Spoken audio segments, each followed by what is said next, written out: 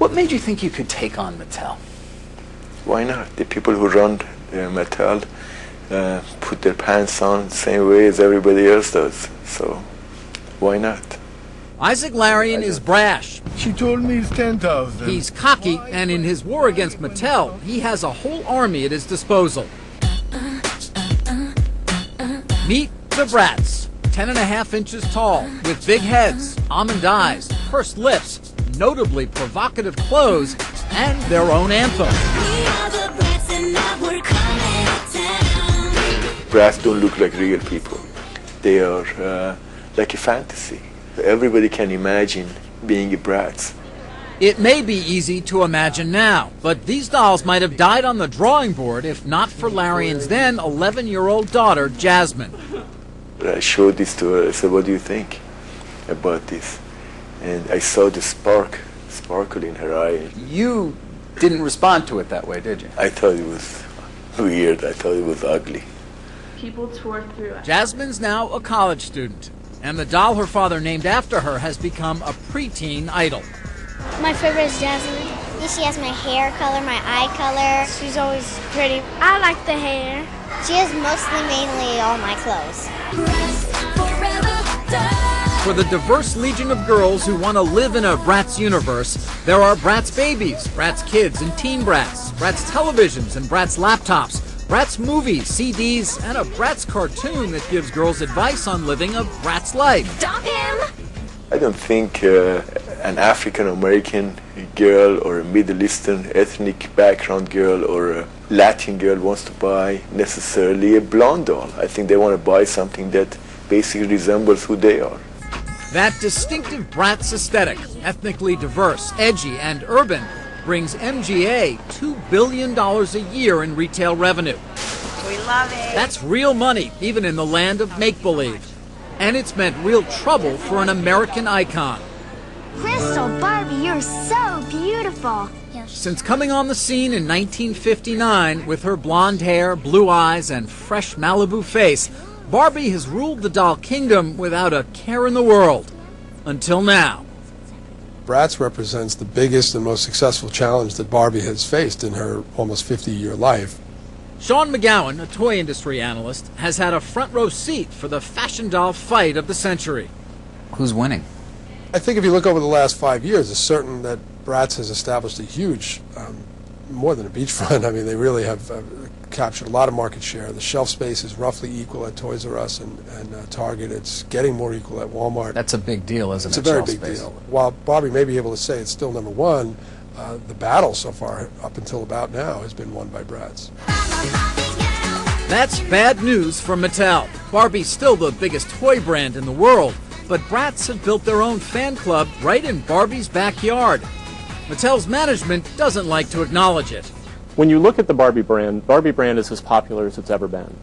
Chuck Scofen is general manager of the girls division at Mattel. Since 2005, he's been trying to reverse Barbie's slide. Her U.S. sales have plunged about 40% since Bratz debuted.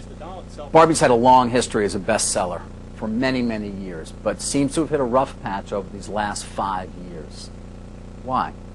The tough patch that's often talked about sometimes is overshadowed by the fact that she is the #1 doll and the #1 brand for girls. All those decades of dominance might have led Mattel to ignore the Bratz threat, at least at first. I think a big reason why Bratz was able to succeed was that Barbie had become a little complacent, and the management of Barbie had become a little complacent. Did Mattel get complacent during that period, given that it never really had what would seem to be a main competitor to its biggest brand? I think Mattel has always been the leader in dolls, and I think it will continue to be, and I don't believe complacency is an issue. Even before Bratz hit the shelves, Mattel debated whether it could introduce an edgy Barbie competitor of its own, according to Sean McGowan.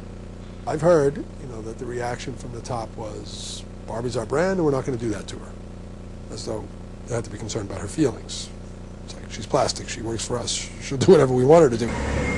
And she'd better do it fast. 125,000 Bratz a day were shipped from this warehouse during the Christmas season.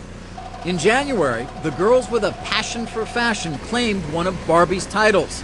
Bratz were the #1 fashion doll in the U.S. for the fourth quarter of 2006. I believe that this year, 2007, we're going to beat them for the whole year. You're going to overtake Barbie. In 2007, yes. Larian, combative and stubborn, knows what it means to fight the odds. He came here from Iran at 17, alone, to study engineering. Instead of building bridges, he built a toy empire.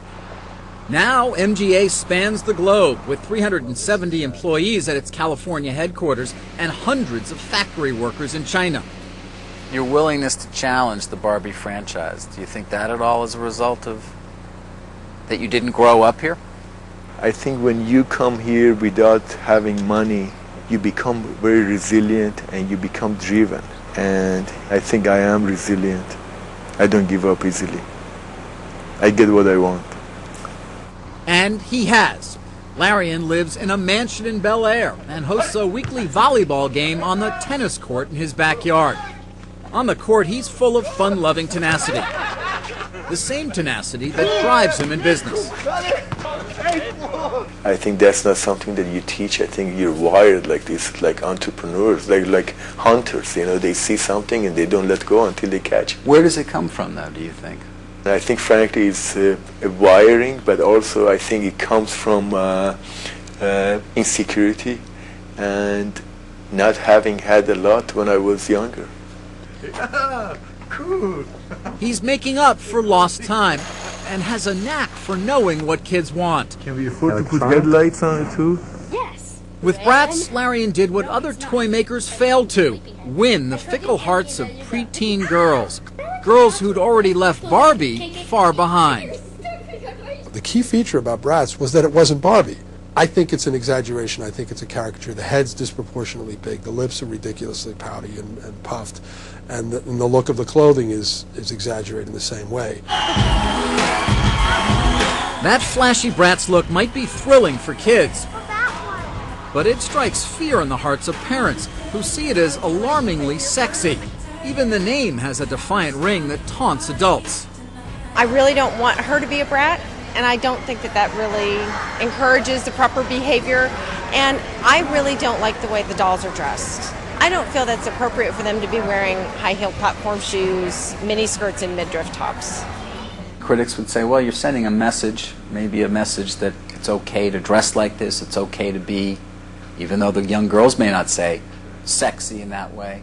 The doll. Are you concerned at all about that? This is a doll. A doll doesn't send the message. The message comes from the home, from the parents, from the schools. A doll, a plastic doll, doesn't send any messages to anybody. It's Barbie. Did you get my message? Maybe not, but Mattel's gotten a message, and in response is crafting one of its own. Bratz are shallow fun, and Barbie is wholesome inspiration. What is your understanding of your competition? Our understanding of our competition? I believe that they're very much there to kind of just appeal to girls on a very surface level with regard to fashion. And that's the only element that they try to focus on. And it's our belief that they don't encourage things like courage and empowerment and giving girls an opportunity to really explore what's possible. Oh no! Word of the Bratz Barbie smackdown has made it all the way from Saturday morning cartoons to Saturday Night Live. It's time to get funkadelic, Poppy. Oh snap! Who that? A Bratz doll? Ken, how could you? They are filthy street trash. Oh no, you didn't. And the battle for shelf space has spilled into the courts. Mattel claims MGA stole the design for Bratz from Mattel. Scothen won't comment on the case. I'm not going to speak to the litigation. That's just not something I can comment on. But Isaac Larian is happy to. Mattel's thinking that MGA stole Bratz is a fantasy. It's delusion that they have. They know and we know that they don't own Bratz. What would it mean for MGA if they did win? It's impossible for them to win. It's the same thing that if I say, what if I could go and live on Mars tomorrow? I can't. The facts are there and you cannot change the facts. Larian's filed a suit of his own, claiming Mattel designed their scantily clad, thick-lipped My Scene dolls, introduced in 2002, to look like Bratz. They looked at our best product and they just copied it. Copied the themes, copied the look, copied the packaging, and they brought those same products to the market to kill us. Mattel insists that My Scene is simply an evolution of the Barbie line. With litigation pending, accusations flying, and a multi-billion-dollar market at stake, this fight has become a death match. What's going to happen to Barbie? He's like Mike Tyson. He says, "I'm not retiring." What happened to him? He got beat to a point that he has to retire. I've heard that quote many times. He has fun saying the quote. We've been around for 48 years, and I would argue that the retirement party would not be Barbie's if there is one. We are not going away. I came to this country washing dishes, and I've gone through a lot of problems to get where I am, and I'm not going to let Mattel walk over me. I promise you that too.